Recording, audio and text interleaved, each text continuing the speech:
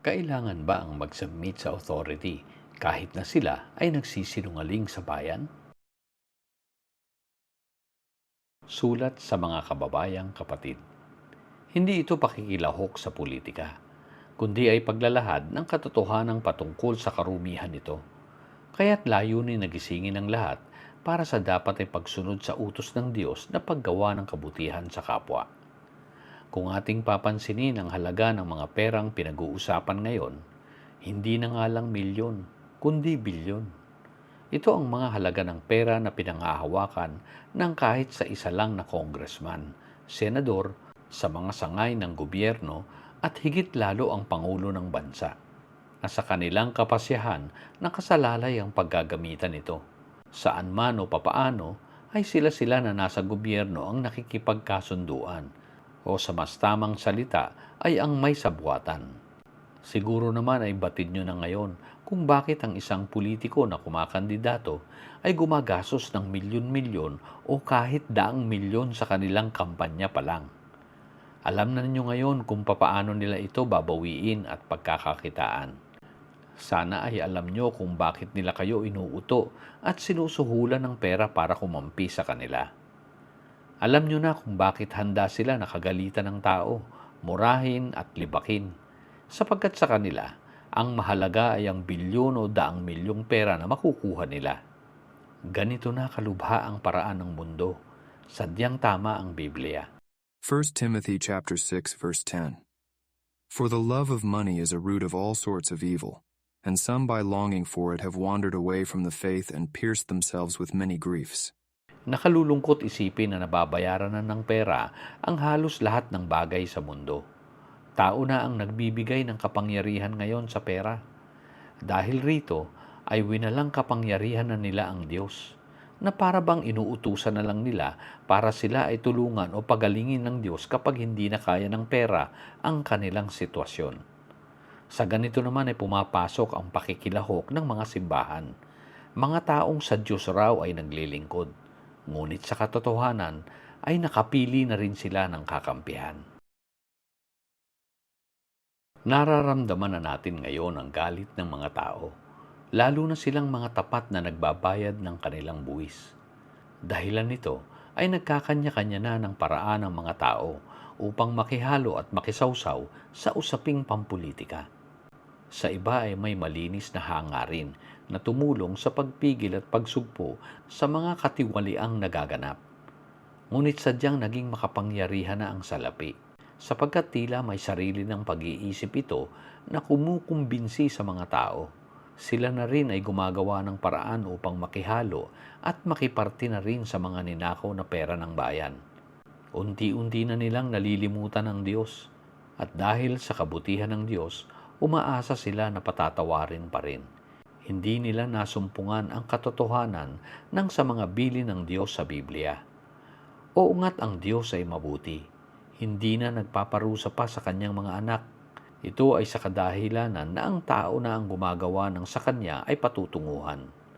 Siya na sa kanyang sarili ang gumagawa ng kanya na ring ikapapahamak dahil sa masamang ginagawa niya. Natupad ito noon sa Israel dahil sa kanilang pagsuway sa mga utos na kabutihan ng Diyos. Ito ang sabi sa Proverbs 22 verse 8. Whoever sows injustice reaps calamity, and the rod they wield in fury will be broken. Gayon rin ang nasa bagong tipan. Galatians chapter 6 verse 7 to 8. Do not be deceived, God cannot be mocked. A man reaps what he sows. Whoever sows to please their flesh, from the flesh will reap destruction. Whoever sows to please the Spirit, from the Spirit will reap eternal life. Kaya dahilan ng pagsuway ng Israel ay umani sila ng kapighatian. Labis na kapighatiang mula pa noong una ay hindi nila naranasan hanggang sa araw ng pagdating nito noong AD 70 sa Jerusalem. Nangyari nga nang hindi nila namalayan, maliban sa mga nailigtas ng kanilang pagsunod sa Diyos. Habang sa mga kaganapang ito ay tila nakikihalo na rin ang mga iba't ibang simbahan, lalo na ang mga malalaking sekta ng Kristyanismo, ang simbahang Katoliko, Iglesia ni Cristo, at gayon rin ang mga evangelical churches ngayon. Nakakagulat na ang mga simbahang ito ay mayroon ring mga kanya-kanyang inaalagaang politiko, habang sa iba naman ay nagtatago sa pangangaral ng submission to authority. Pero sa katotohanan ay minaayawan lang sila na politiko o kandidato. Mga miyembro nilang nagpapakabanal na basta't masabi lang na kunwari ay nagsasubmit sila sa authority. Gamit ang mga talata sa Biblia para sa kautusan noon ng mga apostol na mag-submit nga sa Roman authority. Romans 13, verse 1 to 2. Every person is to be in subjection to the governing authorities, for there is no authority except from God, and those which exist are established by God. Therefore, whoever resists authority has opposed the ordinance of God, and they who have opposed will receive condemnation upon themselves. Ito ay kautusan noon para sa mga Hudyo sapagkat angkop sa magaganap na noong paghuhukom ng Diyos sa bayan ng Israel. Alalahanin natin na sa mga panahong iyon ay gobyerno ng Roma ang tumatayo at namumuno sa Israel noon. Dahil nga gayon, ay bakit nga ba iniutos ng Diyos sa kanila noon ang pagsasubmit sa Roman authority na binanggit ni Apostol Pablo sa aklat ng Romans chapter 13. Sa verse 2, Therefore whoever resists authority has opposed the ordinance of God, and they who have opposed will receive condemnation upon themselves. sila nga na hindi magsasubmit ay makakasama at makatatanggap ng kaparusahang paparating na noong henerasyong iyon. Ang pagsasubmit na para sa kanilang ikaliligtas mula sa labis na kapighatiang parating noon. Nakasulat nga, Romans 13, verse 4 to 5. For it is a minister of God to you for good. But if you do what is evil, be afraid, for it does not bear the sword for nothing. For it is a minister of God, an avenger who brings wrath on the one who practices evil. ang Roma nga na siyang nasa otoridad noon ang magiging tagapagdala ng kapighatiang darating sa kanila noon na isinasaad ng hula. Therefore it is necessary to be in subjection, not only because of wrath, but also for conscience sake. Bakit nga ba sinabing ang gobyerno ng Roma noon ang tagapagdala For it is a minister of God to you for good, at tagapaghiganti naman sa mga masasama? an avenger who brings wrath on the one who practices evil.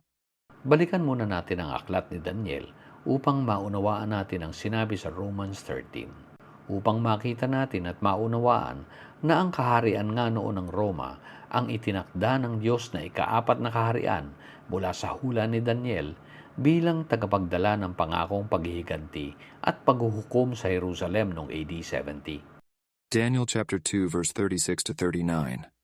Babylon, the first kingdom. This was the dream. Now we will tell its interpretation before the king. You, O king, are the King of kings, to whom the God of heaven has given the kingdom, the power, the strength, and the glory. And wherever the sons of men dwell, or the beasts of the field, or the birds of the sky, he has given them into your hand and has caused you to rule over them all. You are the head of gold. Medo-Persia and Greece, second and third kingdom. After you there will arise another kingdom inferior to you, then another third kingdom of bronze, which will rule over all the earth. Daniel 2 verse 40 to 43. Rome, fourth kingdom. Then there will be a fourth kingdom as strong as iron, inasmuch as iron crushes and shatters all things. So, like iron that breaks in pieces, it will crush and break all these in pieces. In that, you saw the feet and toes, partly of potter's clay and partly of iron. It will be a divided kingdom. Divided sapagkat naging kahati nga ang kaharian ng Israel na sinakop noon ng Roma. But it will have in it the toughness of iron, inasmuch as you saw the iron mixed with common clay. Ayon ang Roma at clay naman ang Israel sapagkat mas mahina nga. As the toes of the feet were partly of iron and partly of pottery, so some of the kingdom will be strong, and part of it will be brittle. And in that you saw the iron mixed with common clay. They will combine with one another in the seed of men, but they will not adhere to one another. Kaya't magkaaway nga. Even as iron does not combine with pottery. Ang Roma nga rin ang binanggit sa Daniel 7 verse 7 na ikaapat na halimaw ang hindi mapipigilang magdala ng labis na kapighatian sa Jerusalem. After this I kept looking in the night visions, and behold, a fourth beast, dreadful and terrifying and extremely strong, and it had large iron teeth. It devoured and crushed and trampled down the remainder with its feet, and it was different from all the beasts that were before it, and it had 10 horns. Ngunit tulad rin sa pangako ng kaparusahan, ay mayroon rin namang pangako ng pagliligtas ang binanggit sa hula ni Daniel. Now at that time Michael, the great prince who stands guard over the sons of your people, will arise. And there will be a time of distress such as never occurred since there was a nation until that time. And at that time your people, everyone who is found written in the book, will be rescued. Kaya nga't kung ating babasahin ng buo ang Romans chapter 13 hanggang sa dulo, ay ito rin ang makikita natin na dahilan kung bakit ipinag-utos sa kanila ang pagsasubmit sa mga awtoridad na siyang pamunuan ng Roma ng mga panahong iyon. At dahil Roma nga ang sumakop sa kanila, inutusan silang manatili sa pag-ibig sa kapwa at patuloy na magtiis kahit sa mga umuusig sa kanila. Ito nga ang iniutos ni Paul sa 1 Corinthians 13 verse 4 to 7. Love is patient, love is kind and is not jealous. Love does not brag and is not arrogant, does not act unbecomingly. It does not seek its own, is not provoked, does not take into account a wrong suffered, Ito nga ay dahil sa kanilang paghihirap sa kamay ng mga Romano. does not rejoice in unrighteousness, but rejoices with the truth, bears all things, believes all things. Ang pag-ibig nga nila ang paniniwala sa mga pangakong darating sa kanila. Kaya hopes all things, endures all things. Ang paghihintay nila noon at pagtitiis hanggang sa huli, sapagkat malapit na nga ang pagdating ng paghuhukom at kaligtasan sa kanilang henerasyon.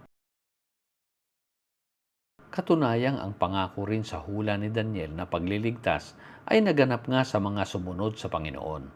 Ito nga kasi ang babala ni Jesus noon sa kanila. Luke chapter 21 verse 18 to 24. Yet not a hair of your head will perish. By your endurance you will gain your lives. But when you see Jerusalem surrounded by armies, then recognize that her desolation is near. Then those who are in Judea must flee to the mountains, and those who are in the midst of the city must leave, and those who are in the country must not enter the city. Because these are days of vengeance, so that all things which are written will be fulfilled. Woe to those who are pregnant, and to those who are nursing babies in those days. For there will be great distress upon the land and wrath to this people, and they will fall by the edge of the sword, and will be led captive into all the nations. And Jerusalem will be trampled underfoot by the Gentiles until the times of the Gentiles are fulfilled. Sa sinabing ito ni Jesus, Yet not a hair of your head will perish. By your endurance you will gain your lives. tunay nga, kaya ayon sa mga historical events na naisulat ni Josephus, isang Pariseo at Jewish historian na nabuhay noon, ang nagtala at nagsabi na wala nga kahit isang Kristiyano noon ang namatay sa Siege of Jerusalem dahil nakinig sila noon sa mga babala ng Panginoong Hesus. Nangyari ngang lahat ito noong AD 70, na noon rin ay nangyari ang lubos na pagkasira ng templo na binanggit ni Jesus sa Matthew 24 verse 1 to 2. Bilang bumabasa, upang hindi tayo mailayo sa konteksto ng nilalaman at layunin ng sulat, ay ituloy natin ang pagbabasa sa pareho ring chapter. Romans 13 verse 10 to 14. Love does no wrong to a neighbor, therefore love is the fulfillment of the law. Ito ang kahalagahan ng pag-ibig sa kanila noon para nga sa katuparan din ng mga batas na sinalita ni Jesus. Matthew 5:17. Do not think that I came to abolish the law or the prophets. I did not come to abolish but to fulfill. Sa pagpapatuloy ng Romans 13, Do this, knowing the time that it is already the hour for you to awaken from sleep. For now salvation is nearer to us than when we believed. The night is almost gone, and the day is near. hindi ba't malapit na nga para sa kanila noon na maganap ang mga ito? Therefore let us lay aside the deeds of darkness, and put on the armor of light. Ito ang pangangailangan ng kanilang pagtitiis at pagpipigil, sapagkat malapit nang dumating sa kanila ang pangakong pagbabalik ng Panginoon, hindi sa katawan, kundi para sa paghuhukom at pagliligtas. Let us behave properly as in the day, not in carousing and drunkenness, not in sexual promiscuity and sensuality, not in strife and jealousy. but put on the Lord Jesus Christ, and make no provision for the flesh in regard to its lusts. Kaya nga ang pagiging masunurin sa mga otoridad ng mga Kristiyano noon ay naging dahilan upang sila ay pagkatiwalaan, kaya't madaling nakatakas at nakalabas ng Jerusalem. Ito ang malinaw na paliwanag kung bakit kinailangang sumunod sila at mag-submit sa Roman authority upang makasama sila sa planong pagsasagip ng Panginoon mula sa labis na kapighatiang darating na noon. Dahil tayo na ngayon ay napaiilalim sa bagong kasunduan ng Panginoon, ito na ang ating sinusunod. Nasa atin na ang pagpapasya sa kung ano ang mabuti na dapat ay ating gagawin. Hindi na bihag kahit ng mga nasa katungkulan na sumusunod sa kanilang masamang ipinagagawa. Sa halip ay nagsasabit tayo sa mga utos para sa ikabubuti ng kapwa. Lagi nating alalahanin na ang mga ipinasulat ng banal na Espiritu ng Diyos sa mga apostol at sa mga lingkod niya ay may kadahilanan. Laging ayon ang mga ito para sa kabuuan ng mga plano ng Diyos. Madalas nga na tayo ay pumupulot lang sa mga kwento at talata upang mabigyan natin ng kahulugan para sa ating sarili. Kadalasan kahit mabuti ang ating hangarin na makapulot ng aral upang maibahagi sa iba, ay hindi natin maiwasang maiugnay ang mga ito para sa ating sariling paniniwalang simbahan. Kahit hindi iyon ang tunay na konteksto ng liham. Ngunit kung hahayaan natin na ang mga sulat rin mismo ng Biblia ang magbibigay ng pakahulugan, mas madali nating makikita ang tunay na layunin ng mga liham. Kung ating isasantabi lang muna ang ating niyayakap na pangunawang galing sa ating simbahan, mas madali nating matutuklas ang magandang layunin ng sulat. Una nga ay dapat nating tanggapin ang mga ito ay sulat na hindi para sa atin at sa ating panahon na mahigit 2,000 taon na ang nakalipas. Sapagkat sila sa kanilang panahon ang kausap, sila rin sa kanilang panahon ang pinangakuan na makatatanggap ng pangako. Napakalaking kamalian at pagdaragdag sa kasulatan ang sabihing hindi pa nagaganap ang mga pangako ng Diyos na sadyang ipinangako naman talaga sa kanilang henerasyon darating. Kaya napakahalaga sa kanila ng time statement ng Diyos noon na parang binabaliwala ngayon. Kung tayo ngayon ay magbabase sa mga kaganapan noon, malinaw na ang pakikihalo sa maruming politika ngayon ng mga simbahan ay magdadala lang ng pagkakampi-kampi at pag-aawayan. Ang sinasabing pagsasubmit ngayon sa authority ng kahit puros kasamaan ay pakikilahok sa kawalan ng pag-ibig sa kapwa. O nga't hindi natin maiwasan na magsalita at magbigay ng komento at opinyon patungkol sa mga nagaganap ngayon sa ating bansa. Subalit dapat ay hanggang doon lang. Hindi dapat na nakikipagsabwatan sa kahit masasamang ginagawa ng mga politiko. Huwag naman tayong maging manhid sa mga kasamaang ginagawa sa ating bayan ng mga taong lulong na sa pera at kapangyarihan, na parang kinakampihan pa at nakikipag-away sa mga kapatid na pinahihirapan ang mga taong ito. Ang tunay na pagsasubmit natin ay dapat na para lang sa utos ng Diyos na paggawa sa pag-ibig, hindi ang pagsubmit sa mga masasamang ginagawa ngayon sa ating bayan. Totoong mayroong mga masasaktan kung maglabas man tayo ng pagpuna sa mga maling ginagawa nila, ngunit hindi dapat na layunin ng maghiganti. Sapagkat nasa atin na ang pagpili sa dapat na ating gagawin ay mabuti. Hindi na paiilalim sa anumang batas ng paghihiganti, kundi ay para sa paggawa ng kabutihan, lalo't para sa mas nakararami at nahihirapang kapatid. Huwag natin ipanalangin na silang masasama ay mamatay, sapagkat kung magkagayon, ay bumabalik rin sa atin ang kasamaan ng panalangin iyon. Anumang ating itinatanim na kasamaan ay atin ring aanihin. Subalit ang nagtatanim sa kabutihan para sa kapwa ay aani rin ang kabutihan sa kanyang sarili at pamilya. Kaya sa tanong na kailangan ba na mag-submit sa authority kahit na sila ay nagsisinungaling sa bayan, ay malinaw ang dapat na kasagutan. Sumunod tayo at mag-submit sa katotohanan, mag-submit sa utos kung kabutihan, mag-submit kung para sa kapakanan ng mas maraming nagigipit at nahihirapan. Ngunit dapat na malinaw sa atin na ang pakikilahok sa kasinungalingan ng kahit sa mga namumuno ay pagtataksil na rin sa mga kababayang inaalisan ng karapatan, ng kanilang karapatang mamuhay ng ligtas, payapa at hindi nagugutom. Oo nga, at marami rin ang nagpapanggap na para sa tao. Mga kunwari ay kakampi ng mahihirap. Kalaban raw ng masasama at magnanakaw. Mga mapanghusga. Mga kunwari ay para sa Diyos. Ngunit mapapansin mong makasarili para sa kanyang nakatagong balak at ambisyon. Gagawin nila ang lahat, huwag lang mailagay sa pamumuno ng bayan ang mga tunay na nagsisilbi. Sapagkat kung magkagayon, ay mawawala ang kanilang pag-asa na magnakaw muli at mamayagpag sa kapangyarihan.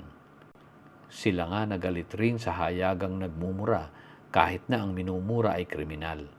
Samantalang sila na kunwari ay mataas sa lipunan, mga elitista kung tawagin, mga banal raw sa kanilang kakamping relihiyon at samahan, mga hipokrito, matatalino at may pinag-aralan, nagmumura rin naman, hindi lang naririnig sapagkat nakatago sa kanilang galit rin at maruruming puso.